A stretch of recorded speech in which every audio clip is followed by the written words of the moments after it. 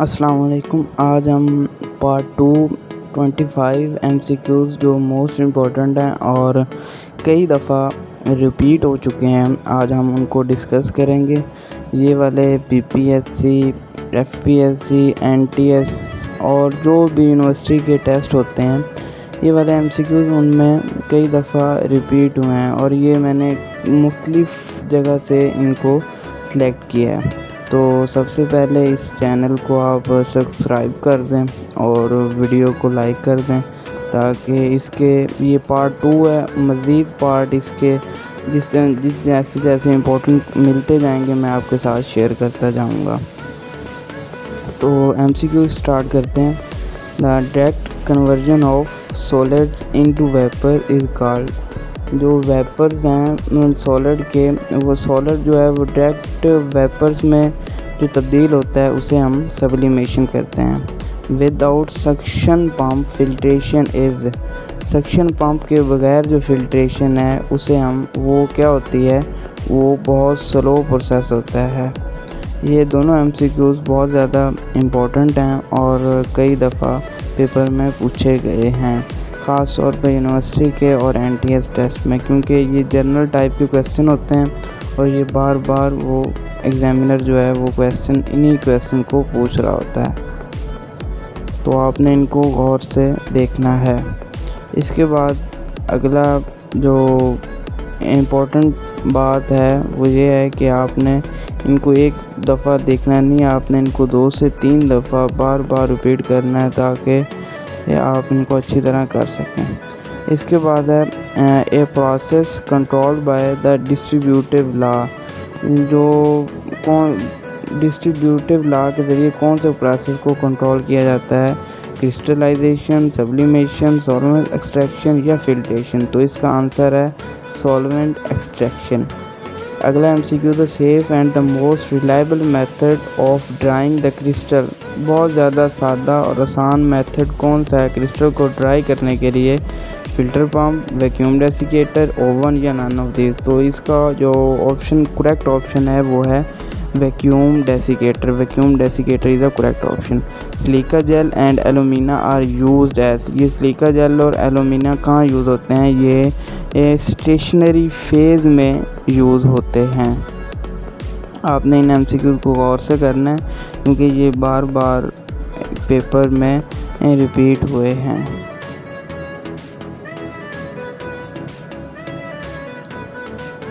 इसके बाद है अगला थर्ड पार्ट हमारा, मतलब कि ये पहले 5 क्वेश्चन हो गए हैं, अब छठा क्वेश्चन है estimation of amount of different component in A sample. जो डिफरेंट कंपोनेंट होते हैं उनमें स्पेसिफाई किया जाता है कंपोनेंट को, वो उसको क्या कहते हैं, वो क्वांटिटेटिव एनालिसिस होता है। The solid which is left over the filter paper as a result of filtration. जब हम फिल्ट्रेशन कर रहे होते हैं तो जो सॉलिड फिल्टर पेपर में रह जाता है तो हम उन्हें क्या कहते हैं? इंसॉल्युबल पार्टिकल कहते हैं, रेजिड्यू कहते हैं, क्रिस्टल कहते हैं या मड कहते हैं, उसे हम रेजिड्यू करते हैं। ये वाला जो MCQs है ना, ये मुतअद्दिद बार पेपर में पूछा गया है, NTS में भी पूछा गया है, यूनिवर्सिटी के टेस्ट में भी पूछा गया है और भी बहुत सारी जगह में इसको पूछा गया है, तो आपने इसको गौर से करना है। अगला है a technique of partition chromatography in which solvent is in a pool at the bottom of the container.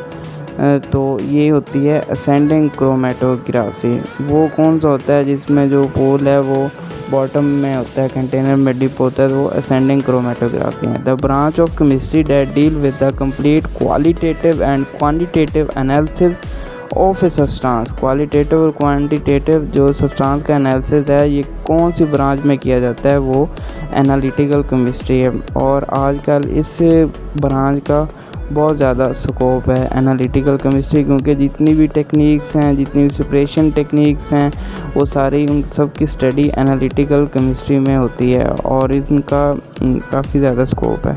अगला है the charge of electron was measured by. Electron का जो चार्ज है वो किसने मेजर किया था? तो वो मिल्कियन ने किया था। आगे है rather Rutherford bombarded particle in discovery of nucleus. Rutherford ने कौन से रेज को बम्बार्ड किया था न्यूक्लियस की डिस्कवरी के दौरान? तो वो अल्फ़ा रेज थी। आपने अगर इस चैनल को सब्सक्राइब नहीं किया तो वो भी कर लें ताकि आपको मज़ीद वीडियो मिल सकें। लेकिन ये याद रखें कि ये जो MCQs हैं ये बहुत ज़्यादा इम्पोर्टेंट हैं और ये कई दफ़ा पेपर में पूछे गए हैं और आपने इनको लाजमी तैयार करना है। 1 से 2 दफ़ा नहीं बल्कि 2 से 3 दफ़ा इनको पढ़ना है ताकि ये आपको याद रह जाएँ। अगर किसी को PDF चाहिए हो तो वो भी SMS कर सकता है। Again value of E/M ratio of electron. E/M ratio की वैल्यू क्या है? तो वो है 1.7588 × 10⁻11 कूलम पर kg। अगर प्लांक थ्योरी से energy is emitted. Planck theory ने कहा था एनर्जी जो है वो इमिट होती है किस फॉर्म में होती है? वो डिसकंटिन्यूस मैनर में होती है। उसकी कोई ख़ास एक नहीं होती, वो डिसकंटिन्यूस मैनर में इमिट की जाती है। तो ये वाला क्वेश्चन भी कई दफ़ा पूछा गया है। प्लांक क्वांटम थ्योरी के फिज़िकल केमिस्ट्री का ये क्वेश्चन है और ये जर्नल क्वेश्चन के टाइप पे भी कई दफ़ा पूछा गया। आगे yellow colour in photochemical smoke is due to presence of. जो येलो कलर है फोटोकेमिकल स्मोक में वो किसकी वजह से होता है? वो नाइट्रोजन डाइऑक्साइड की वजह से होता है। Which of the following is not a primary pollutant? SO3, CO, NO and H2SO4। जो सल्फ्यूरिक एसिड है H2SO4 ये प्राइमरी पोल्यूटेंट नहीं है। बाकी तीनों जो हैं ये प्राइमरी पोल्यूटेंट हैं। SO3, CO एंड NO ये तीनों जो हैं ये प्राइमरी पोल्यूटेंट हैं। H2SO4 जो है ये प्राइमरी पोल्यूटेंट नहीं है।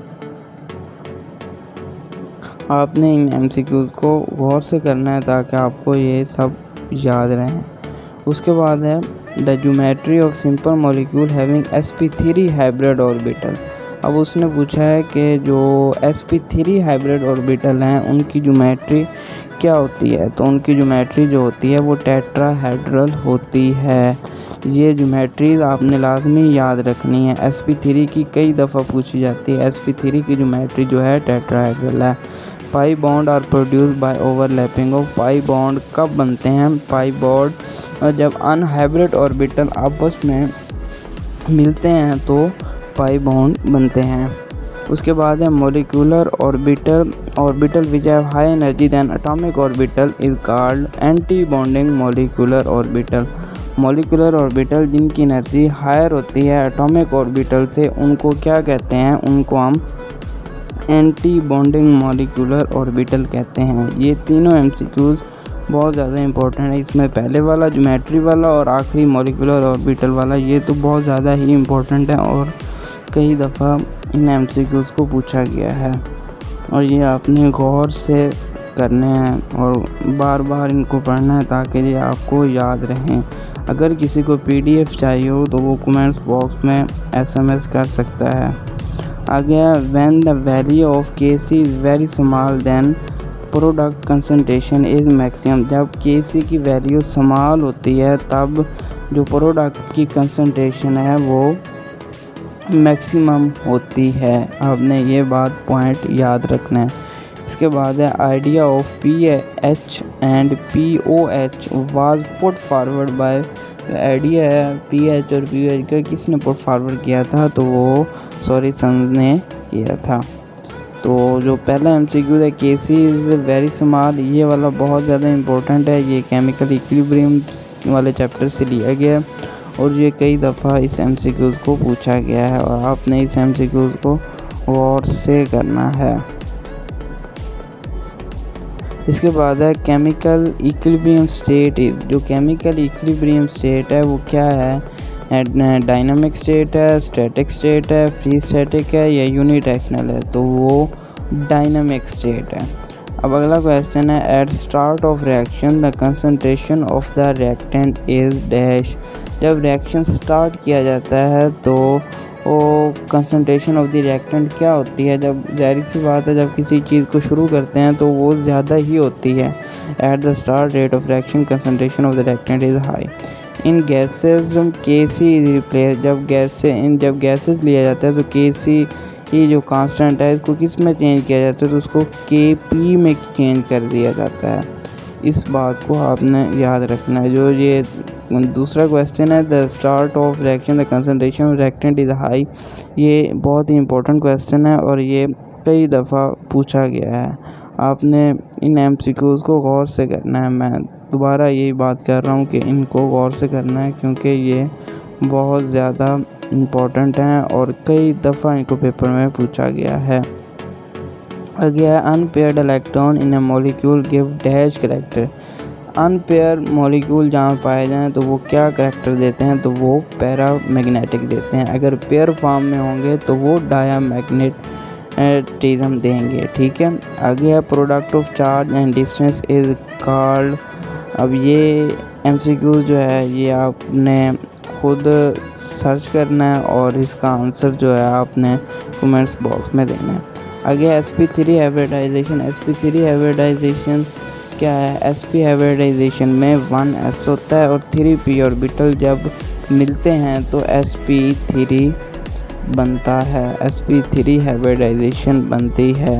ये बात आपने याद रखनी है हर हालत में। तो ये वाले सारे MCQs काफ़ी इम्पोर्टेंट हैं, इन सब को आपने देखना है।